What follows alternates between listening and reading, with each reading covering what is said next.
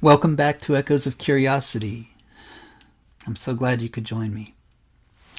Tonight's episode marks a little bit of a shift from the outer stories of my life to inner ones, and this is a significant inner one.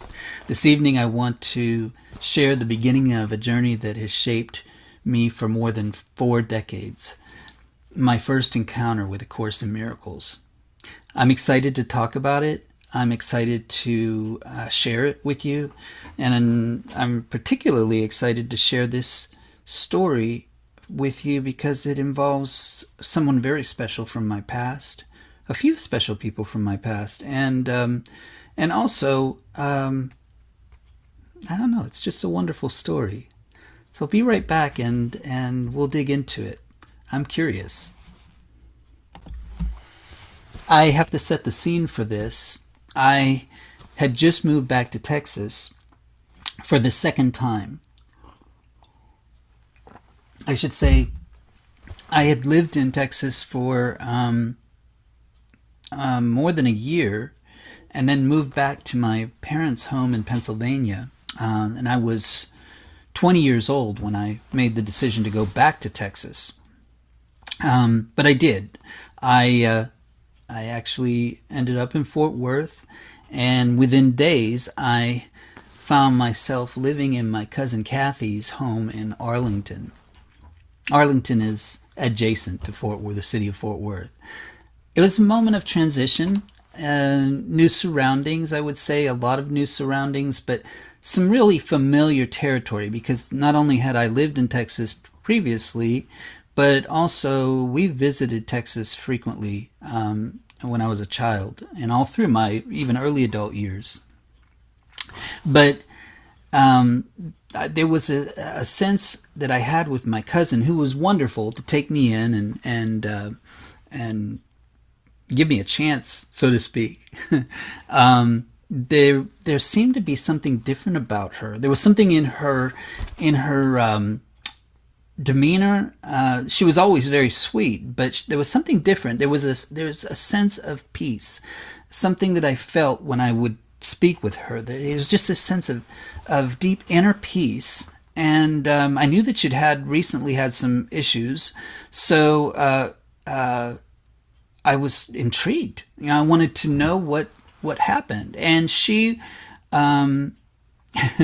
she just seemed so grounded. Again, she seems so grounded. She didn't hesitate when I asked her what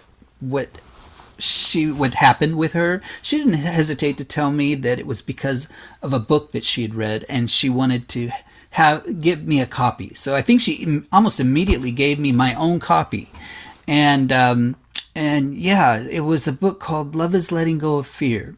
Love is Letting Go of Fear, a small paperback.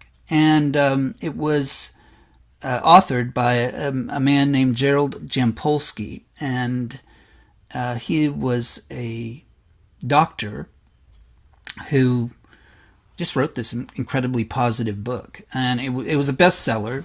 I know he was interviewed on The Tonight Show with Johnny Carson. That really dates this material, but at any rate. Yeah, Jampolsky was the author. And again, the book changed her life.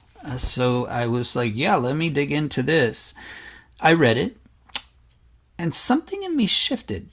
I read that book, and something in me shifted. I recognized these ideas were very gentle, but as well as being gentle, they were profound. They were just profound things. They stirred that curiosity that I couldn't ignore. I could not follow through on reading these volumes. And the thing is that I'm jumping ahead of myself here, because this small book precluded that. Actually, the volumes of A Course in Miracles come a little bit later in the story.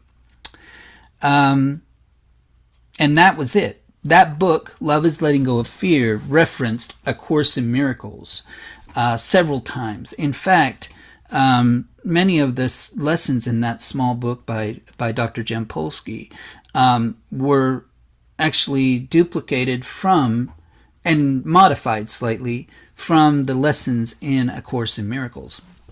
So A Course in Miracles, we had no idea what that was. It was referenced. It was permission was granted by A Course in Miracles to quote liberally and all of that stuff. So it was like, okay, well, what is that material? What is A Course in Miracles? This book, Love is Letting Go of Fear, is a great book, but what is A Course in Miracles? So we kind of just like, well, let's investigate. There was no Google at the time. It wasn't easy to find out information so quickly. So the book Love is Letting Go of Fear was given to my cousin by a psychologist friend of the family who helped her quite a bit. And so she asked him, she said, well, what about this set of books that Jampolsky refers to? And he basically said, it's way too deep. It's complicated language. It's really not that important. And so I don't know that she let it go, but I certainly had curiosity about that source material. And lo and behold, Kathy and I were browsing in a bookstore in Arlington, and we weren't looking for anything in particular, and there it was, the 3-volume set of A Course in Miracles, the only set on the shelf. And Kathy bought it immediately. That moment, I didn't realize it at the time, would become a turning point in my life. And, the rest of the story really gets interesting from here, because Kathy and I had a really wonderful relationship as cousins, as first cousins. And she was a really big influence on my early life, my early adult life. Again, I was only 20 years old. And this was heavy stuff to be introduced to at 20. But I was ready to learn about it. And I was also ready to discover that I wasn't going to live it as much as I thought I would. So that's part of the story. That's the rest of the story and part of the story. So I'm taking a short break to get some water. I'm going to come right back, and then I'll get into the rest of this interesting journey that I've been on for my entire life.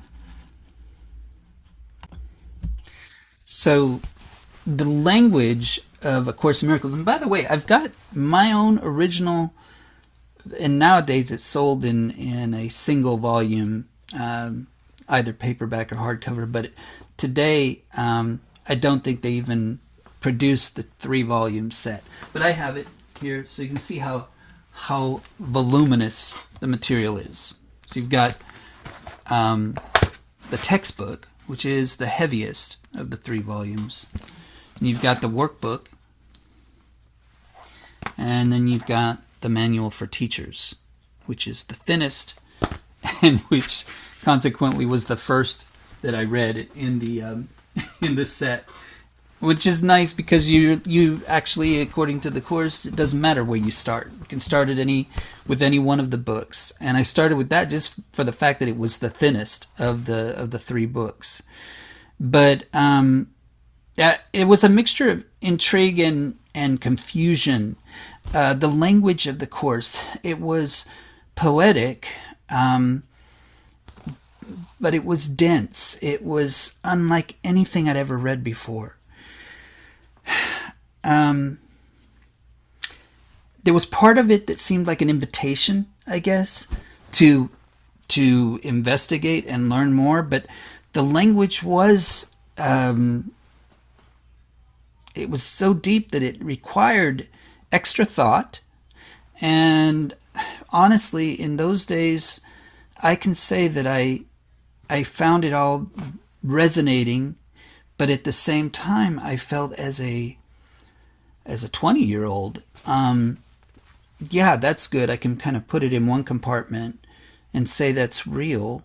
But at the same time, I know I have to live this life that's literally sitting before me,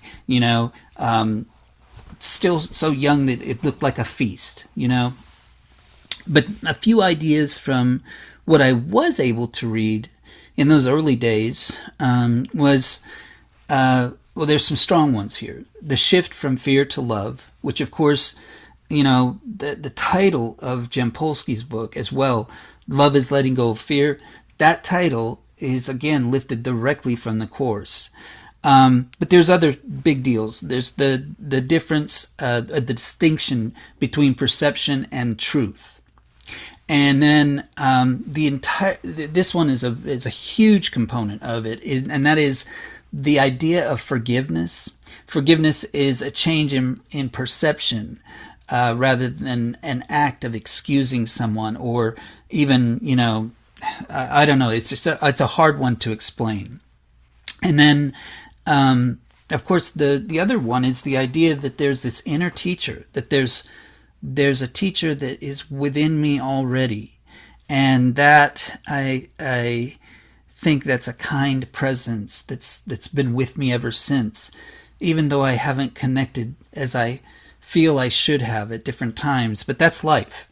That's life, and that's just the knowledge that there was this being that was me and within me, was a comfort. There's no doubt that was peace of mind.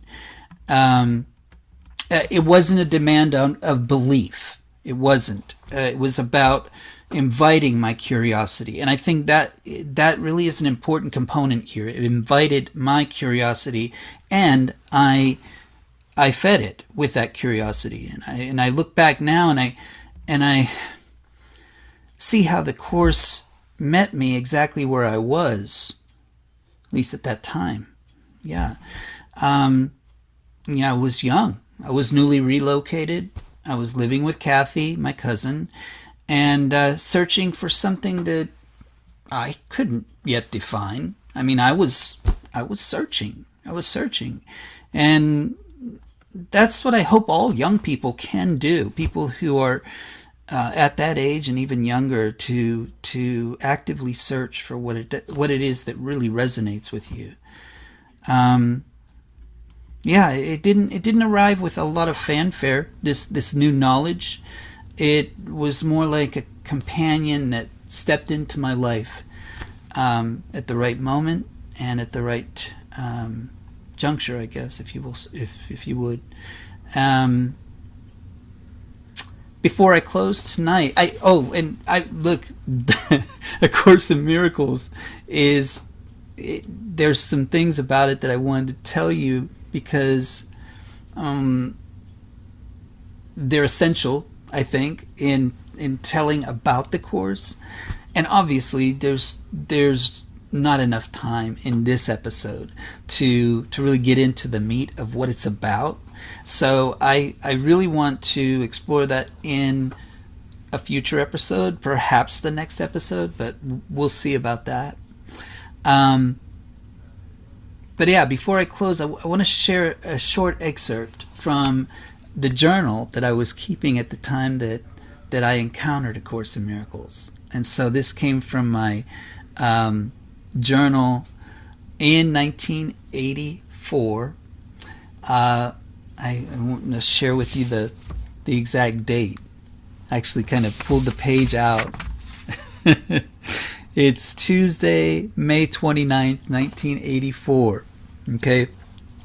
And I wrote it at 12:10 a.m. I was really, really good at record keeping in regards to my own journal notes. Tuesday, May 29th, 1984, 12:10 a.m. And I headed it, It's a Miracle. A real miracle has happened with me. I knew there was a reason behind my moving to Arlington. I knew there had to be something behind it. No, I didn't find a job. No, I didn't have sex. No, I didn't go partying. No, money didn't unexpectedly fall into my hands. I found out that love is the only real thing. Exclamation point. Does it sound as though I've lost it? Well, I have.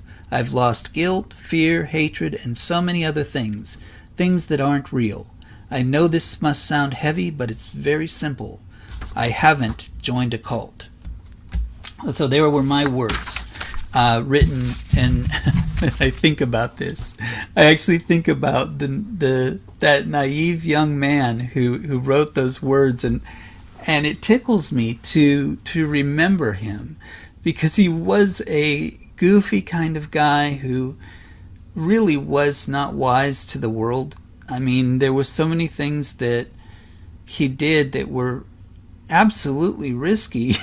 And he just did them because, not because he was, it's because he was completely unaware. He was unaware. And yet there was an awareness about that younger version of myself. And when I read those words, I think about it. There was an awareness that it was all on target. It was all real. What I was discovering was what I needed to hold on to. It's what I needed to hold on to, and that's pretty nice to have that as a memory. And hearing that voice again makes me realize and recognize how tender the beginning of any spiritual journey is. That's really what happens at that moment. We don't know what we're stepping into. We really don't. And so the fact that I was stepping into that at such a young age, and recognizing it for its value, or that it's, I guess, value for the remainder of my life, to me it's a big deal. So there's much more to this story. Much more to this story. How the Course unfolded in my life, how it challenged me, how it's softened me in some respects, and how it continues to shape the way I see the world today. But again, that's a story for another evening. Thank you for joining me tonight. I am so glad that you did, and I offer you an opportunity. If you want to respond, absolutely send me a comment, either privately or via YouTube. I'd love to hear from you. So until next time, I'm curious. I hope you'll be curious with me. Bye.